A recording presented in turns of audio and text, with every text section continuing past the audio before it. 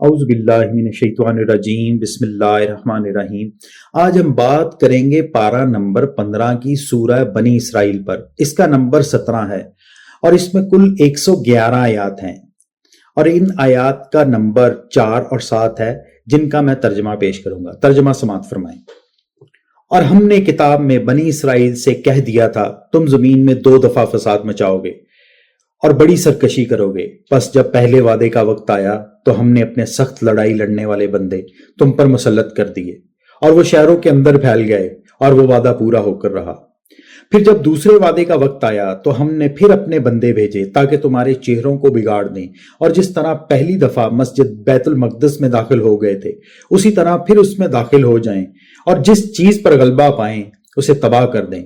امید ہے کہ تمہارا پروردگار تم پر رحم کرے، اور اگر تم پھر وہی حرکتیں کرو گے تو ہم بھی وہی پہلے والا سلوک کریں گے، اور ہم نے جہنم کو کافروں کے لیے قید خانہ بنا کے رکھا ہے۔ یہ آیت 4 اور 7 کا ترجمہ تھا۔ اللہ تعالیٰ کا قانون ہے کہ جب کوئی قوم اس سے منہ موڑتی ہے تو وہ اس پہ ظالم لوگ مسلط کر دیتا ہے، تاکہ ان کو یہ احساس ہو کہ اللہ رب العزت نے جو نعمت ان کو عطا کی تھی وہ اس کی کس طرح سے ناشکری کر رہے تھے۔ اسی طرح جب بنی اسرائیل نے رب تعالیٰ کی ناشکری کی تو انہوں نے اللہ کے نیک بندے حضرت شیعہ علیہ السلام کو قتل کر دیا، تو اللہ تعالیٰ نے جالوت کی قوم کو ان پہ مسلط کر دیا۔ جالوت کی قوم نے ان پہ بہت ظلم کیے، 70,000 لوگوں کو قتل کیا اور ان کی عبادت گاہیں اجاڑ دیں، توراۃ کے بہت سارے نسخے بھی جلا دیے۔ جب تم اللہ کی کتاب کے ساتھ ہنسی مذاق بنا لو گے تو وہ تم پہ کوڑے برسائے گا، اور پھر یہ کوڑے برسے 587 میں نبوکت نظر کے ہاتھوں، بابیلونینز کے ہاتھوں۔ انہوں نے یروشلم کو برباد کیا، 6 لاکھ اسرائیلیوں کو قتل کیا اور 6 لاکھ کو ساتھ لے گئے، اور ہیکل سلیمانی کو مکمل طور پہ مسمار کر دیا۔ یہ تھا پہلا وعدہ۔ اور جب دوسرے وعدے کا وقت آیا تو ہم نے اپنے سخت لڑائی لڑنے والے بندے تم پہ مسلط کر دیے تاکہ تم پہ غلبہ پائیں اور تمہارے چہرے بگاڑ دیں۔ ایسی ہی بے رحمتی 70ویں عیسوی میں ہوئی رومن ٹائٹس کے ہاتھوں۔ انہوں نے یروشلم کو برباد کیا اور پھر ہیکل سلیمانی کو پوری طرح مسمار کیا۔ پھر یہودی پوری دنیا میں بکھر گئے اور یہ واپسی آج تک پوری نہ ہو سکی۔ اس دور کو گزر چکے 2000 سال یا اس سے کچھ زیادہ ہو گئے۔ 2 دفعہ فساد، 2 دفعہ سزائیں۔ پہلی سزا نبوکت نظر کے ہاتھوں، ہر چیز تباہ اور ہیکل سلیمانی مسمار۔ پھر دوسری سزا 70ویں عیسوی میں رومنز کے ہاتھوں۔ انہوں نے بھی ہر چیز تباہ کی اور ہیکل سلیمانی کو مسمار کر دیا۔ 1948 میں اسرائیل بنا، مگر مسجد اقصی پوری طرح ان کے قبضے میں نہ ہوئی۔ 1948 سے 2026 تک یہودیوں کی سرکشی بڑھتی ہی چلی جا رہی ہے۔ قرآن کی زبان میں یہ واقعہ ابھی باقی ہے۔ دوسری سزا ابھی باقی ہے، کیونکہ غزہ کی نسل کشی، لبنان کی قتل و غارت، ایران میں قتل و غارت، UAE گویا ہر طرف آگ ہی آگ بھڑک رہی ہے، مگر مسلمانوں کی حالت انتہائی بدترین ہے۔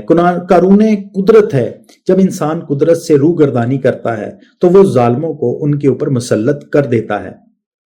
اسی طرح اسرائیل، امریکہ، انڈیا مسلمانوں پر مسلط ہیں۔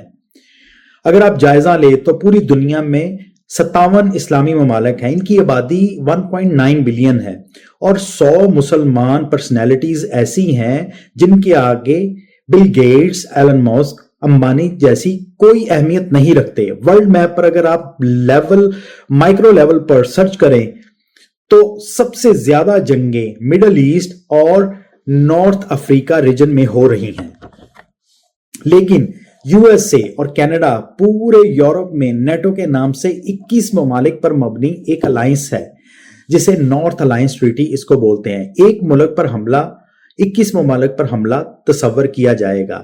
57 اسلامی ممالک یہ کیوں نہیں سوچتے کہ ہم بھی مسلم الائنس ٹریٹی جیسا کوئی الائنس بنائیں، مگر ضرورت اس امر کی ہے کہ تمام مسلمان ایک پیج پر آئیں، اور یہ فیصلہ کرنا ہوگا کہ ہمیں سپر پاور USA کی مدد چاہیے یا اللہ تعالیٰ کی مدد چاہیے۔ اگر یہ مسلمان ایک ہو جائیں اور اللہ تعالیٰ کی بارگاہ میں توبہ کریں تو اللہ تعالیٰ ان کی توبہ بھی قبول کریں گے اور ان کو اپنی مدد بھی عطا کریں گے۔